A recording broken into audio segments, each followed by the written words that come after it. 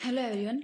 आज हम डिस्कस करेंगे एक और न्यूज़ की जिसमें जो है राइट टू डिस्कनेक्ट बिल 2025 अभी पेश किया गया है। इसमें जो है ऑफिस वर्किंग आवर्स के बाद कॉल और ईमेल का जो जवाब देना है वो ज़रूरी नहीं है। ऐसा बिल पेश किया गया है कि जो एक बार अगर आपके वर्किंग आवर्स पूरे हो जाते हैं तो उसके बाद आपको ज़रूरी नहीं है कि आप वर्क करें। तो उनके जो कॉल या ईमेल होते हैं उसका जवाब देना जो है ज़रूरी नहीं है। इसके साथ ही हम प्राइवेट मेंबर बिल के बारे में डिस्कस करेंगे कि वो होता क्या है, किसके द्वारा पेश किया जाता है, उसकी वैल्यू क्या होती है और इसके साथ ही उसका महत्व क्या होता है ये भी डिस्कस करेंगे। और हम इस बिल के बारे में पूरा विस्तार से चर्चा करेंगे कि अगर ये बिल पास हो जाता है तो उससे क्या इफेक्ट होगा।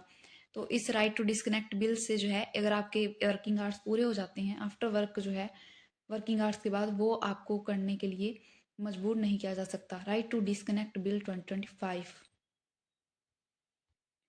राष्ट्रवादी कांग्रेस पार्टी एनसीपी सांसद सुप्रिया सुले ने शुक्रवार को संसद में राइट टू डिस्कनेक्ट बिल जो है 2025 पेश किया। अगर ये बिल पास होता है तो नौकरी पेशा लोगों के लिए राहत होगी, क्योंकि राहत इसलिए होगी क्योंकि जो वर्किंग आवर्स है उसके बाद अगर आपको काम करने के लिए बोला जाता है तो आप मजबूर नहीं है कि आपको वो काम करना है। आफ्टर वर्क के लिए आपको राहत मिलेगी।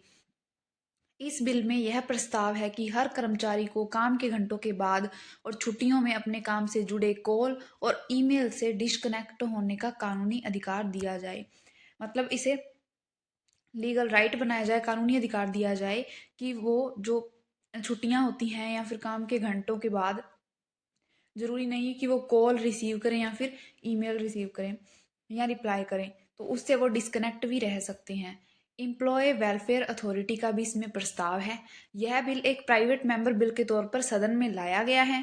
अगर यह कानून बन जाता है तो कर्मचारियों को ऑफिस टाइम के बाद आने वाले जो ईमेल या कॉल है उसका जवाब देने से इनकार करने का अधिकार मिल जाएगा। बिल में कर्मचारी हितों की रक्षा के लिए एक एम्प्लॉय वेलफेयर अथॉरिटी बनाने का भी प्रस्ताव है। एक अथॉरिटी का भी गठन किया जाए। ये बिल क्यों लाया गया है? आज के दौर में कई कर्मचारियों को ऑफिस के घंटों के बाद भी लगातार काम से जुड़े संदेशों और कॉल्स का सामना करना पड़ता है। मतलब अगर उनकी हॉलीडेज भी चल रही हैं या फिर अगर उनका डे ऑफ है या फिर अगर उनका वर्किंग आवर्स कंप्लीट हो चुके हैं, मान लीजिए कि कोई 11 to 5 जॉब करता है तो 6 बजे के बाद तक भी जो है उन्हें या फिर हमेशा जो है कॉल्स आते रहते हैं या फिर मैसेजेस आते रहते हैं, ईमेल्स आते रहते हैं, तो उन्हें उन्हें उसका रिप्लाई करना पड़ता है। ऐसे बिल ऐसे लोगों को मानसिक और शारीरिक तनाव से राहत देने और उनके पर्सनल लाइफ को बेहतर बनाने के उद्देश्य से लाया गया है। जब उन्हें आफ्टर वर्क जो आर दिया जाता है, आफ्टर ऑफिस जो है काम दिया जाता है, उसकी वजह से जो है वो अपनी पर्सनल लाइफ को एंजॉय नहीं कर पाते, खुद को टाइम नहीं दे पाते, केवल वर्क में ही बिजी रह जाते हैं। तो इस वजह से उसको भी बेहतर बनाने के लिए और जो स्ट्रेस होता है उसको भी कुछ कम करने के लिए ये लाया गया है। प्राइवेट मेंबर बिल गैर सरकारी विधेयक क्या होता है? संसद के जो सदस्य निर्वाचित या मनोनीत मंत्री नहीं होते उन्हें गैर सरकारी या प्राइवेट मेंबर कहा जाता है। इन सदस्यों द्वारा विधेयक को गैर जो इन सदस्यों द्वारा जो विधेयक प्रस्तुत किया जाता है उसे गैर सरकारी विधेयक या प्राइवेट मेंबर बिल पीएमबी कहा जाता है। ऐसे विधेयक का मसौदा तैयार करना उस सदस्य की जिम्मेदारी होती है जो इसे संसद में प्रस्तुत करता है।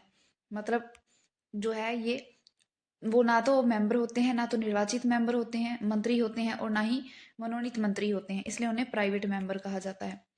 प्रक्रिया क्या है इसकी? गैर सरकारी विधेयक प्रस्तुत करने से 1 महीने पहले उसकी सूचना देनी होती है, उसकी पहले सूचना देनी होती है। गैर सरकारी विधेयक लोकसभा अध्यक्ष या राज्यसभा के सभापति की अनुमति से प्रस्तुत किया जाता है। इससे पहले लोकसभा अध्यक्ष और राज्यसभा के सभापति की अनुमति लेनी होती है। यदि विधेयक प्रस्तुत करने की मंजूरी मिल जाती है तो लोकसभा में प्रत्येक शुक्रवार को कार्रवाई के अंतिम दिन 2.5 घंटे गैर सरकारी विधेयक पर विचार और चर्चा करने के लिए निर्धारित होते हैं। मतलब जो हर शुक्रवार होता है, हर फ्राइडे होता है, उसमें जो है कार्रवाई जब होती है उसके लास्ट जो 2.5 घंटे होते हैं उस पर जो है प्राइवेट मेंबर बिल पर जो है चर्चा की जाती है। राज्यसभा में ऐसे विधेयक पर विचार और चर्चा के लिए प्रत्येक वैकल्पिक शुक्रवार एक शुक्रवार के अंतराल पर जो है, मतलब एक शुक्रवार छोड़ के ये मान लीजिए छोड़ दिया, फिर अगले शुक्रवार राज्यसभा में ऐसे विधेयक पर विचार और चर्चा के लिए प्रत्येक वैकल्पिक शुक्रवार को दोपहर 2:30 बजे से 5 बजे तक 2.5 घंटे का समय निर्धारित किया गया है। जैसे लोकसभा में प्रत्येक शुक्रवार को है, वैसे ही जो है अल्टरनेट जो है फ्राइडे है राज्यसभा में।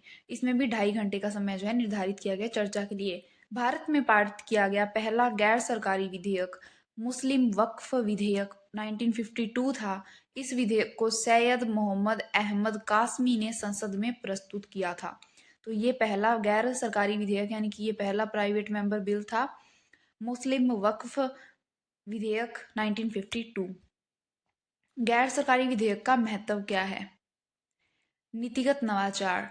ये विधेयक सांसदों को ऐसी नीतिगत पहल रखने या उन विषयों को उठाने का अवसर प्रदान करते हैं जिन्हें सरकार ने अब तक नजरअंदाज किया हो या प्राथमिकता ना दी हो।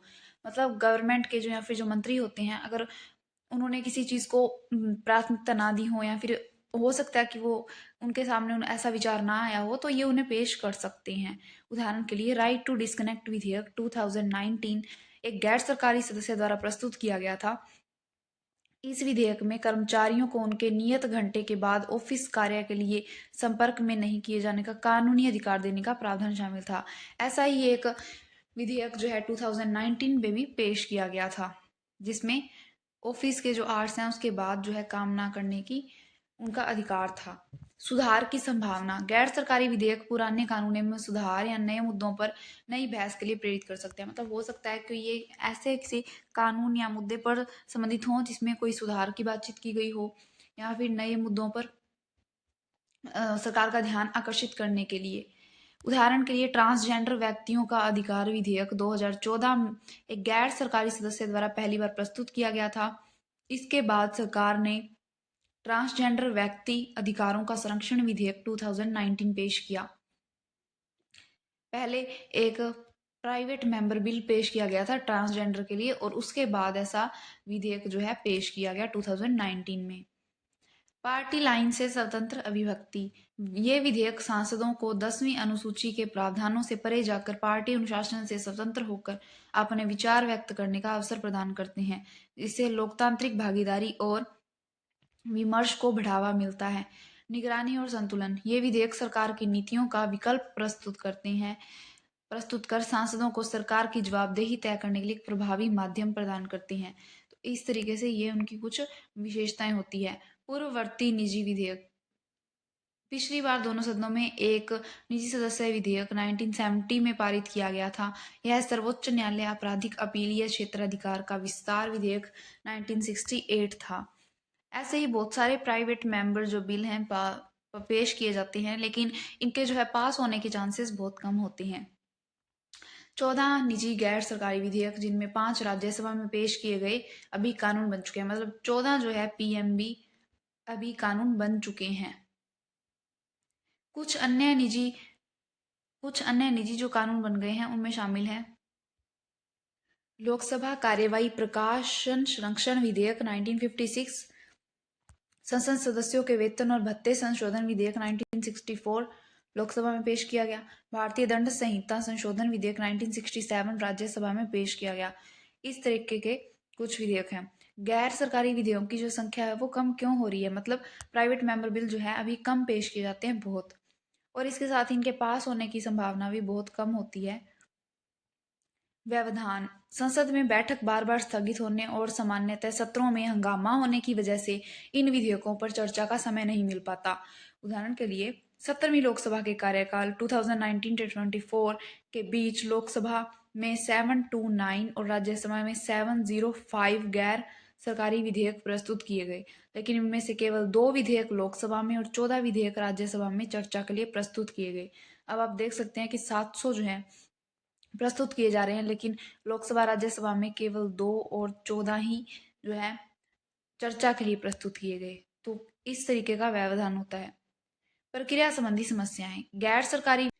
गैर सरकारी विधेयकों के लिए आवंटित समय कम होता है। इसके अलावा लोकसभा के अध्यक्ष और जो राज्यसभा के सभापति हैं उनका ये विवेकाधिकार होता है कि वो उसे अनुमति दें या न दें प्रस्तुत करने के लिए, और हो सकता है कभी कभी ये राजनीतिक विचारों से भी प्रभावित हो कि वो उसे अनुमति नहीं दें।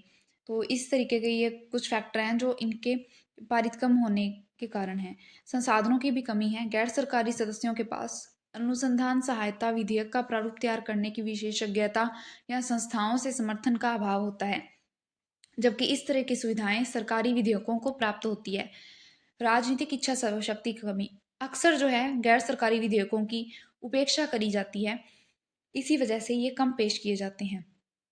पारित होने की संभावना कम, गैर सरकारी जो विधेयक है प्राइवेट मेंबर बिल, इनके पारित होने की संभावना बहुत कम होती है। इसी वजह से सांसद जो है इस पर मेहनत करना यूजलेस समझते हैं। अब तक बहुत कम गैर सरकारी विधेयक ही पारित होकर कानून का रूप ले सके हैं, इसलिए संसद सदस्य ऐसे विधेयकों को प्रस्तुत करने पर मेहनत करने से बचते हैं। उदाहरण के लिए अब तक केवल 14 गैर सरकारी विधेयक ही कानून बन सके हैं। अंतिम बार ऐसा विधेयक 1970 में पारित हुआ था। पेश तो बहुत किए जाते हैं लेकिन पारित नहीं हो पाते हैं। महत्व क्या है?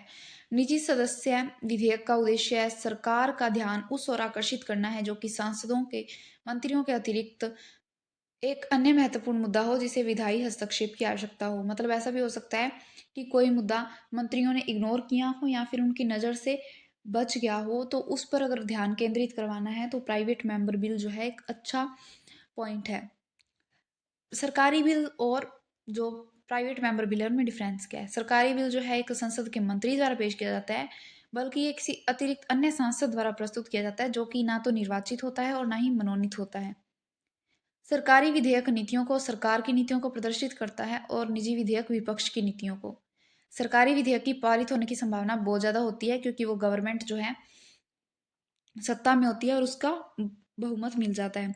संसद में इसके पारित होने की संभावना बहुत कम होती है।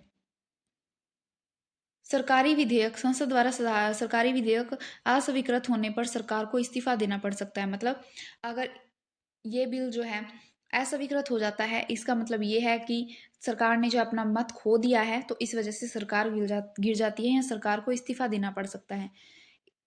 निजी विधेयक अगर अस्वीकृत हो तो उस पर गवर्नमेंट पर कोई इफेक्ट नहीं पड़ता।